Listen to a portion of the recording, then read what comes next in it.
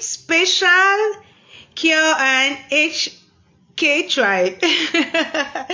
Hello, my special a queen and her king tribe. Okay, so I said that I was going to do this thing anyhow it came to me, right? And so I was doing this series, Journey to Queenhood, and yeah, I'm already a queen, right? So I can mix it up, and I just thought this morning, let me also do a kind of summary or sharing about my different visits to my king, because my king doesn't live in the same city like myself.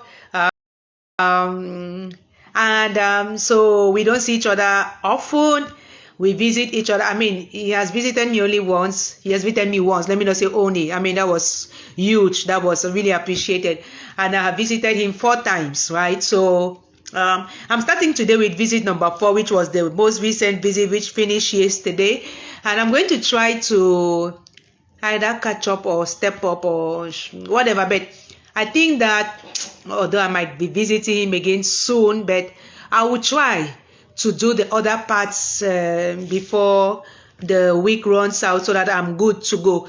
Not all of them are as big as, I don't know, have everything the same, whatever, but it's interesting, and I'm really in awe of it all, and I just want to share that because I know somebody is probably picking up something from it. If not, I wouldn't have already 43 people following me or stuff like that. So my purpose in life is to inspire, motivate, encourage people from all walks of life with my personal experiences.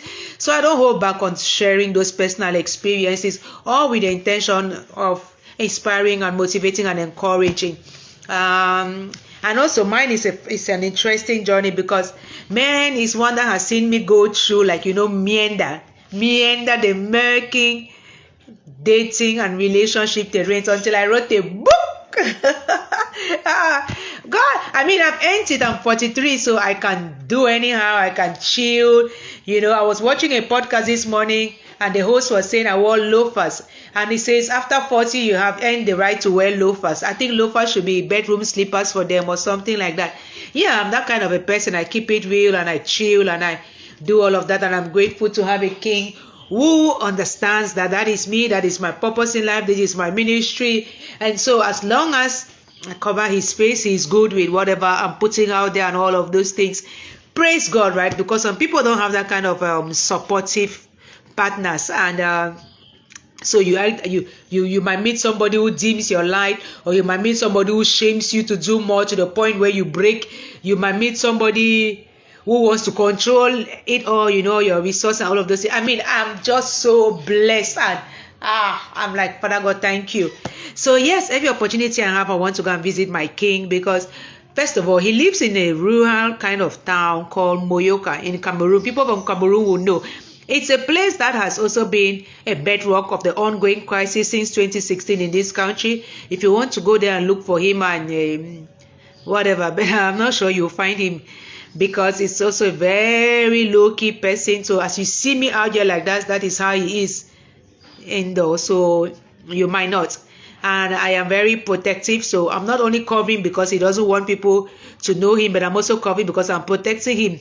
I don't want anybody knocking at his door, right? So I'm really very careful and mindful, but I have to do what I have to do. Me, I like to use some of those video enhancements things when I'm doing these videos here, because I'm having fun, and I'm in love, and love is a good thing, right? Don't give up on love. Jesus said, love one another as I've loved you, and my identity in Christ is freedom and love. So yes, Mag is in love. Mag is all about love. Mag is talking love. Let's talk about love. And when you visit your king, your Yori, man, our visits are special because we don't frolic. So we don't do PDAs, physical display of attention stuff, because me, I'm on my journey, my abstinence to commitment journey, and I don't want temptation. So we high five each other. We kind of do like this, but we don't hug. We don't, no. We might, we hardly even sit on the same chair, but we pray together. We hold hands to pray. And yeah, we can feed each other, but because you don't want to cut out everything, but so that makes the visit interesting. That sparks it up for me and for him, obviously. And then we write a lot to each other. Even while we are in the same house, we write to each other. You can call it love letters and whatsoever, but it's not really professing the love. It's just talking about what's on our heart. And like that, because sometimes when you are sitting and looking at each other and talking, you might get so emotional, and before you know it, you are fumbling. So sometimes we write, we write when we go into our respective rooms to sleep. We write to each other, we share, we talk, we share things and stuff like that. So visit four was a planned visit. I moved into my mom sometimes before the end of July, and shortly before then he had come to visit me, and I visited him at the beginning of the month of July. So I couldn't wait to settle down and go and spend at least 3 days with him, and by God's grace I spent 3 days with him. So I am very, very grateful for those 3 days, and I was sharing bits and pieces here and there on social media. I actually wanted to do that kind of video where you collage pictures and you do all of that using one of those apps, but man, I'm tired. I don't have that time even to put the thumbnail. I don't have that time anymore, and I'm like, come on, God, come on now, put the thing out there. People should try and figure whatever they want from it. So this is what you have, but I promise I will try to do a picture collage of this particular visit. I don't want to put a date to it, but it's not going to be long and everything, so it's just interesting. So I'm calling these visits to my king. This is V number 4. I'm talking about the journey, I'm talking about the joy, and I'm talking about the nuggets that I took from the visit. So the journey. Okay, so when you're going to that place, hold your ID card in your hand, because they are like, can I count? 1, I'm talking about ID controls. 1, 2, 3, 4, sometimes 4, sometimes 5 ID control. So if you're not going there out of love, why will you put yourself through that? And I now see how people can even leave Bamenda in the Northwest region and battle it to come down here. I've been to Bamenda once since the crisis started in December last year, in November. I said, Father, please, let me not do this again. The trauma. I live with post-traumatic stress disorder, so anything that can just be a little traumatic kinds of just makes me go south. So the trauma, the checks, the guns, but at least this one, no, they just check the IDs, and if it's good, you go. If it's not good, just step aside. If you forgot it, forget about the journey altogether, just go back. So before you go, make sure you have your ID card with you. Okay, but other than that, the journey takes a little longer than it would have normally taken us, like an hour and a half. It could have taken maybe an hour or yeah, maybe, but this is public transport, right? So it can take me 2 hours, it can take me 2.5 hours, because I have to go to somewhere, then stop, and then go to somewhere. So well, and then there are different ways of transportation. You can take the cars, which kind of like take no extra person, 2,500 francs to go to the first place, and then 1,500 francs to go to his place.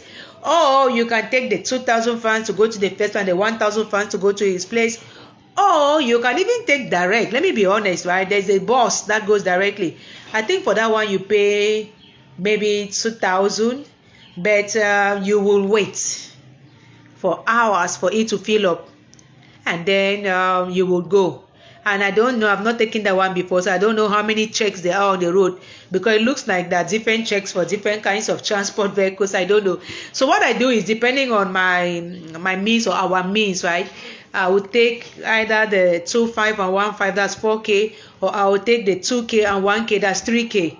But I've not taken me that bus before, except when once I went there on my way back, I took that bus, because that's what I found. Sometimes on the way back you don't find the vehicles readily available like it is when you are going up.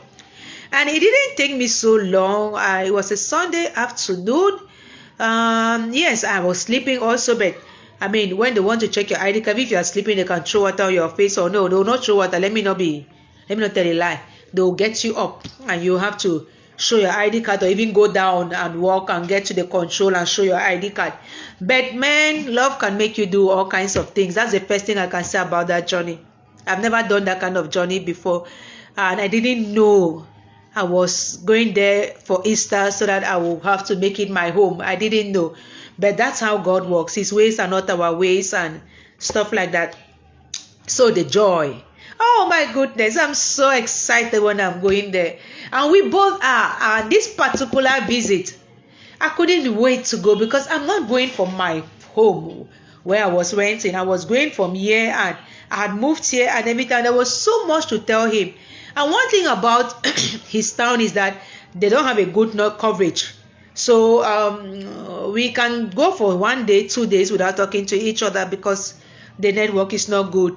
And well, that also disciplines us, emotional discipline. Like, there's no adrenaline rush in our thing, and fire and all of those kind of things. And I don't get angry when I don't talk to him for 1 or 2 days, because I think it should be network. He is not that kind of a person who is just going to get angry and not call you for whatever reason.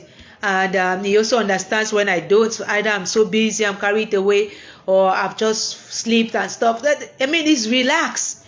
So when we get to see each other, we count it joy, and then we gist. Before, he used to say, he's not a talkative person, or God make him a very shy person. I was like, no, God didn't make you a very shy person. So, and even if God did, I'll pray to that very God to unmake you, I beg, because me, I'm not a shy person. I don't want to come and sit here and just be looking at you. I don't beat all of that to come and sit here and look at you. So he said, okay, we can gist for 20 minutes. And so we will gist for before 20 minutes, and then he will take a break. But this last time we gisted for 40 minutes. And some other time we just gist at different times. But when we really sit down to chat, we call it gisting. We really gist. And sometimes we are a bit old school. We write down the things we want to gist, and we can even share with each other before we gist about those things, because something can come up and stuff like that. And that aside, there have been times when from here the network has been kind enough, and I've done one of those call plans, or he has done it, and we've spoken to each other on and off for an hour, stuff like that. But this particular visit, that's how it went. So it was a very joyful one. And I got the opportunity to be home alone for once, when he went to some event that he had planned already, some requiem and stuff like that overnight and the next morning. And I loved it. It was like being home. Yeah, that's my second home. I have my room made up to my taste and everything. And so it was cool. I was very happy. And I was doing what we call benefits of a wife. I don't mind. I'm not a kid anymore to say, no, I'm not going to give you the benefits of a wife until you make me your wife. Come on now. And if it doesn't happen right now, so what? Me, I'm already cool. I know. We are adults. He won't say we are not children anymore. So we know who we are to each other. We know. So we don't want any validation from the world. Come on. The most important thing is God. God is with us, and we already know God is with us. So all those other things, the church thing, the court thing, the church thing, the traditional thing, if that happens, those are all decor and decorum. But what matters most is the heart. Anyway, so that is why I counted this visit all joy. All the other visits have been all joy. Frankly speaking, there has been no visit I have made that has been not joy. Oh my goodness, God. Now, I don't wait for the glass to be half empty anymore. I don't look at it. I've never even looked at it that way with him. Like, God has wanted me to just feel peaceful through it all. Like, because in the beginning when I was like, God, are you sure about this thing? Me, I don't want me trouble. Oh. But each time I just try to make like that, something is just falling in place. And I'm like, okay, this is God. Father, thank you so much. So the nuggets, number one, God is not my mate. Because the way things align and who he is becoming, it can only be God. So sometimes we are looking out for somebody and we already have this whole image, right from height to size to weight to pocket to money to car to this to that to that to that to that. And then for those of us who pray and we say, Father, this is what I'm looking at. And he's like, am I your mate? What I will give you is what you need. And you are going to fall in love with that. You will see, and then you will come back and say, Father, thank you. And that's exactly what is happening, and I'm just so grateful. So that is my first nugget. Sometimes just let God be God. Don't have too much expectation. Yes, do have a list. I had a list and stuff, but God is not going to give you everything. Let me just tell you another nugget. God has a funny sense of humor. I used to say, God, I beg me, I don't want me somebody from my tribe. I don't want a Bangwa man. I don't want a Bangwa man. I don't want a Bangwa man. God gave me a Bangwa man. At least he tweaked it a little bit because it's not 100% Bangwa, but it's a Bangwa man, and a Bangwa man who is interested in being a Bangwa man. People from Bangwa will know what I'm talking about. And but anyway, so I thank God for that. So that's the second nugget. God will not always give you everything you want. He'll give you what you need, and it might as well be something that you did not want in the beginning. I remember when Pastor Midget was saying how the things that she did not want, she prayed God, I don't want this thing in the spouse. Those are the very things God gave her, everything, even an Igbo man, a pastor, a this, a that. I used to be like, Papa, God, I beg you, don't do me like you did her. Yes, he's walking to it after 70 years, but Papa, I beg you. So I did not want a pastor, obviously, or a man of God. Yes, thank God he's not a pastor. I mean, he's a very committed Catholic Christian and everything. That's cool by me. I'm relearning all of those things, but it's also somebody who is very relaxed with me doing my things and not following him to morning mass and all of those kind of things. So I thank God. So that's another nugget. All things work out for good, right? And I just wanted to share that. And then which other nugget from this? Well, those three nuggets actually. Those three nuggets are the main three nuggets. Apart from that, well, yeah, just chilling and just being grateful for everything. Okay, so that's what I wanted to share in this first episode of the visit series, and looking at visit number 4. I can just quickly say visit number 1 was my very first visit in Easter. On Easter, I spent from Easter Good Thursday to Easter Sunday, and I didn't know that was my king, but I knew that was somebody special because God had told me and he put it in my heart to go there, and we had planned it and everything. But that's a funny visit. When I get there, you are going to understand how very funny that visit was. Visit number 2 was in May. Like, we had gradually agreed that we were really meant for each other, and we really enjoyed that visit, and had some real soul searching conversations. Visit number 3, not too late, in July, right? We had our first fallout, and I also learned how to deal with conflicts, and so that's going to be visit number 3, and then this is visit number 4 I have shared. And then hopefully if I visit him next week for 1 or 2 days, because I have something to do in that vicinity, and there's no way I'll go around there and not go home, right? So okay, so hopefully by the time I'm there, or by the time I come back and I'm sharing about that, I will have caught up with the other visits. So take care of yourself. Don't give up on love. If you are still single and searching, God's time is the best. God's ways are the best, and God will definitely come true for you if that is His will for you. Because some people might remain single, and I had started thinking that I was going to remain single, and I didn't really want to. So yeah, well, I don't know what else to say, right?